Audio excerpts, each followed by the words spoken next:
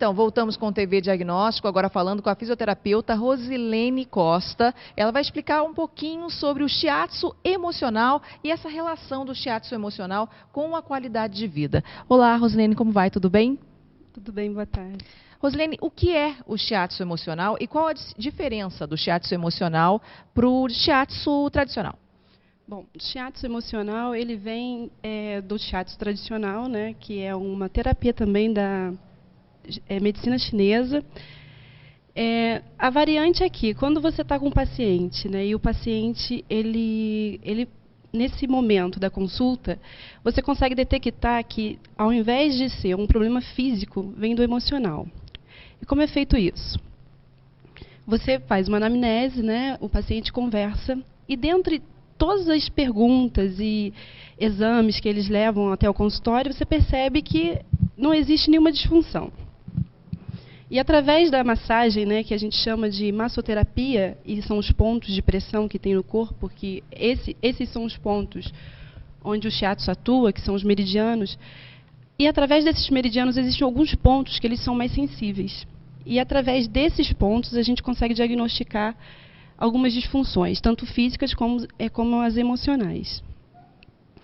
E a partir desse momento começa então o tratamento, né, onde você começa a perguntar aos pacientes sobre a vida, né, sobre o trabalho, né. Então tudo isso influi nesse momento dessa consulta. E como surgiu essa vertente do shiatsu emocional, do shiatsu, né, no geral? Não, que é o shiatsu emocional. Sim, o shiatsu ele já existe, é uma terapia do Japão, né? Também derivada da medicina chinesa. O shiatsu emocional ele vem através dos sentidos, né? Por exemplo, o pulmão. O pulmão ele está muito relacionado com a emoção que é a emoção da tristeza.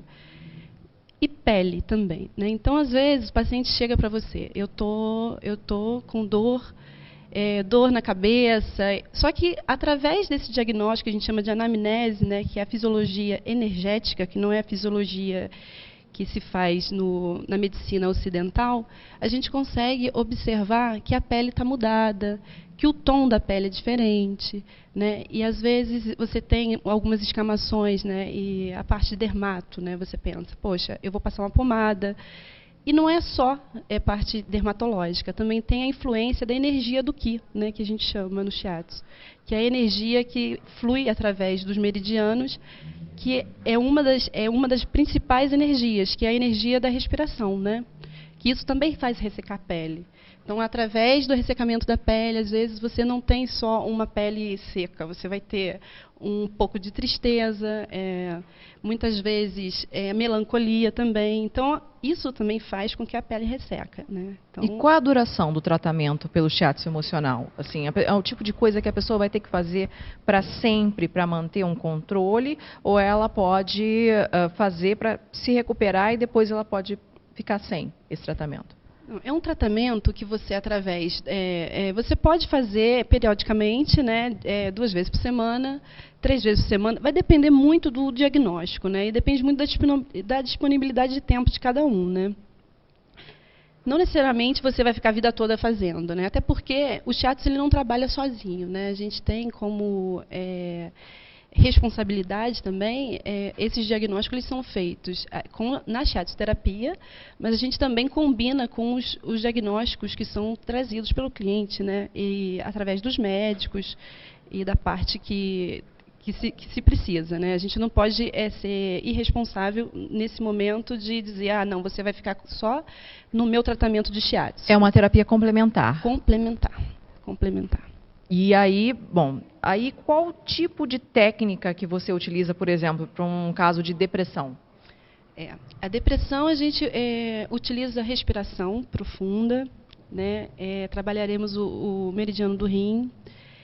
A crânio-sacra, que é uma terapia que a gente associa muito ao shiatsu, que é uma terapia que trabalha um pouco do relaxamento. Ou seja, existem variações e eu tento, na consulta, utilizar todas as técnicas que eu adquiri através desses longos anos, né? Então, a a gente consegue um resultado bem eficaz. Assim, de uma forma mais clara para o pessoal que está em casa, né? Assim, de uma forma mais acessível. Explica o que são e quais são os meridianos e como eles influenciam nas emoções das pessoas. Então, são 12 meridianos, né? E cada um está relacionado a uma emoção. Eu já citei o pulmão, que é a emoção da tristeza, o rim, a emoção é o medo, o fígado, a emoção é a raiva, né? Porque observando uma pessoa com raiva, isso a gente fala, o fígado ele tem um elemento que é a madeira, né? Então, se a gente observar uma pessoa que tem o sentimento de raiva, ela fica extremamente vermelha, né? E extremamente tensa. Frustração também está associado a esse meridiano, né? Que é o meridiano do fígado. E muitas vezes você está estressado no trabalho, né? Você está tenso, e aí existem momentos, picos de estresse, a musculatura começa a ficar rígida, né? Na região principalmente do pescoço, porque é um meridiano ascendente, que a gente chama, né? E isso faz com que a pessoa fique muito descompensada. Então, através dessa relação, né, que não é o ser humano ele não é ele é um todo. Vamos olhar ele assim. Então, você consegue diagnosticar através da tensão dos músculos essa disfunção no fígado, que é a causa do problema. E com isso a gente consegue, através de algumas sessões, né, fazer com que a pessoa saia desse nível de estresse. Além da depressão, quais são os outros desequilíbrios emocionais que podem ser tratados pelo shiatsu emocional?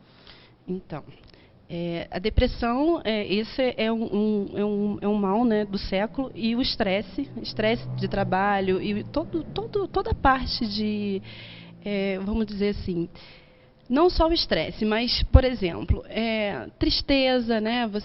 A pessoa acha que a depressão é um estado de tristeza. Não, é um estado fisiológico também, né? Químico também. E a parte que a gente mais as dores nas costas, né? Dores subjetivas, né? Assim, eu tenho dor e nunca tenho um diagnóstico. O meu cabelo cai, minha unha é fraca, isso tudo tem uma causa, né? E não é só um sintoma. No shiatsu a gente trata os sintomas de uma forma mais assim desprotegida. A gente tenta no shiatsu e faz com que trate a causa do problema, né? Que geralmente associa aos órgãos, né? E em quanto tempo a pessoa já começa a obter ali, já começa a perceber um resultado?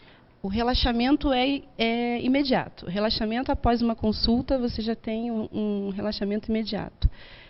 Tempo de duração varia muito também, por quê? Porque quando a gente fala de qualidade de vida, você pode pensar, né? O shiatsu. Só que depende da alimentação, atividade física, né? Então tudo isso ajuda muito com que os seus resultados eles aumentem, né? Muitas vezes o indivíduo ele chega com dores na coluna. Então assim, o trabalho fica muito voltado a entender o que essa pessoa ela tem, né? Como, por exemplo, eu tenho dores, mas pode ser da coluna? Pode ser da coluna. Agora, pode ser de estresse? Pode também ser do estresse. E assim eu diagnostico conforme a consulta e a entrevista, né, que é feita no consultório. E aí a pessoa, vai lá, faz o tratamento com você, tem um tempo que vai depender, vai variar de cada um. E, assim, além do shiatsu emocional, geralmente você indica alguma outra coisa para a pessoa fazer ou não? Indico atividade física em primeiro lugar, nutrição também, né? Por quê? Porque eu tenho que ter parceria, né? E essa pessoa, esse paciente, na clínica a gente conscientiza, né? Por quê? Porque não adianta você achar, com a parte estética que a gente também tem na clínica, quero emagrecer é muito subjetivo, né? Como você vai fazer isso? Você vai através da nutrição, através das massagens, né? Então, assim, a gente tenta junto com tudo que eu posso orientar, através dos exames de sangue também, né? As taxas metabólicas, porque isso tudo precisa estar em controle, né? Não no limítrofe, né? E as pessoas hoje em dia elas estão muito preocupadas com isso, né? Mas é necessário que através desse diagnóstico, com exames, consulta ao nutricionista, consulta ao médico também, isso é muito importante para me ajudar no meu tratamento, né? Bom, hoje em dia com o dia corrido, com o estresse, com a competitividade profissional, enfim, com vários fatores, o difícil é você se manter dentro de um equilíbrio emocional, né? Então, assim, a pessoa que estiver em casa, que esteja aí precisando aí já começar a pensar em alguma coisa, em algum exercício, em alguma respiração, qualquer coisa que possa diminuir um pouco a velocidade dela, diminuir um pouco o estresse que ela esteja passando. Não sei se de repente você pode passar agora ou não. Que tipo de dica, que tipo de exercício, que tipo de respiração que você poderia passar para o pessoal que está em casa nesse momento, para que ele já comece a entrar num estado um pouco mais zen, vamos dizer assim? A primeira dica é o pensamento, né? A atitude mental é fundamental, né? Porque eu tenho um problema, eu preciso resolver. Primeiro, entender que precisa ser resolvido, né? E isso é fundamental. Mudar respiração, né? Como respirar? Respirar é o presente que a gente ganha e a gente não usa, porque respiração é grátis, né? Então você pode sentar num momento em casa, num lugar tranquilo, colocar uma música relaxante. Se não tiver isso, dentro do carro, por exemplo, evitar ficar ouvindo músicas agitadas, pensar mais, mudar o pensamento, porque o trabalho que dá de acordar de manhã e pensar negativo e pensar positivo é o mesmo trabalho, né? Não vai fugir, não vai resolver todos os problemas, mas essa é a melhor dica. Sempre que puder, mudar o foco do pensamento, pensar que você consegue resolver os problemas através de ajuda. Tem pessoas que são habilitadas, né, para ajudar nesses processos. E a respiração é tranquila. É só fechar os olhos, né, durante 1 minuto, porque é muito complicado e é muito difícil se manter com os olhos fechados durante 1 minuto.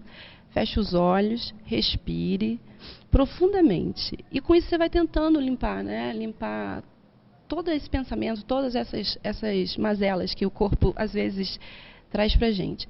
Mas, fora isso, a gente pode ajudar com outras dicas, assim, na clínica. Se alguém tiver interesse, também pode passar na clínica. E eu vou deixar o telefone também, para que isso comece um processo de tratamento, né? Essa é uma dica simples. Copo d'água, tranquilo. Beber mais água também, isso é muito importante durante o dia, né? Você estar mais tranquilo, tentar olhar as coisas mais simples, né?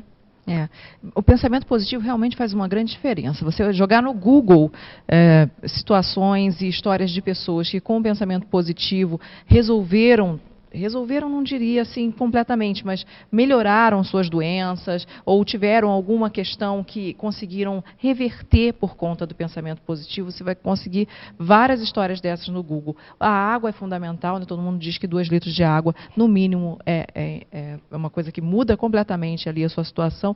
Enfim, tem sempre alguma coisa, meditação, yoga, tem sempre alguma coisa ali que pode melhorar. E o shiatsu emocional também traz essas vantagens para que você que quer dar uma desacelerada no organismo, nesse momento que você está precisando aí de pensar um pouco mais claramente. Então, o shiatsu emocional é uma boa dica. Quem quiser saber mais informações sobre o assunto, pode entrar em contato com você de qual maneira? De que maneira? O telefone da clínica é 2242-7342. O endereço é Rua 16 de Março, 39, sobre a loja 109. A questão é mudar o foco, né? Mudar o foco do problema para o resultado, porque é só assim que a gente consegue realmente mudar qualquer área da vida, mudando de foco e tendo foco. Mais uma vez, agradeço pela sua presença aqui no TV Diagnóstico. Eu conversei com a fisioterapeuta Rosilene Costa. Ela falou um pouco sobre o shiatsu emocional, a diferença do shiatsu emocional para o shiatsu tradicional e quais as virtudes, quais as vantagens que você pode obter a partir dessa técnica e como você pode melhorar aí a sua qualidade de vida.